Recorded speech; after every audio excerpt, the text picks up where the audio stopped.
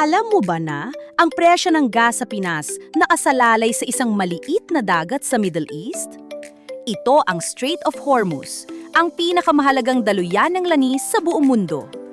Dito dumadaan ang 20% ng supply ng langis ng buong mundo araw-araw. At dahil sa gulo ngayon sa pagitan ng US, Israel at Iran, nanganganib itong masara. Kaya naman nagdeklara na si President Marcos ng State of National Energy Emergency. Ang masaklap, 45 araw na lang daw ang fuel buffer na natitira sa bansa.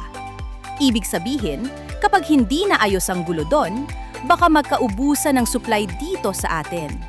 Hindi lang gas ang tataas, pati kuryente at presyo ng bilihin siguradong apektado rin. Sa ngayon, kumukuha na tayo ng supply mula sa Russia para maibsan ang krisis. Pero hanggat sarado ang Hormuz, mananatiling mataas ang tensyon at presyo. Ikaw, handa ka na ba sa posibleng pagtaas pa ng presyo ng bilihin? Comment na sa ibaba at i-follow ang Alam Mo Ba para sa updates.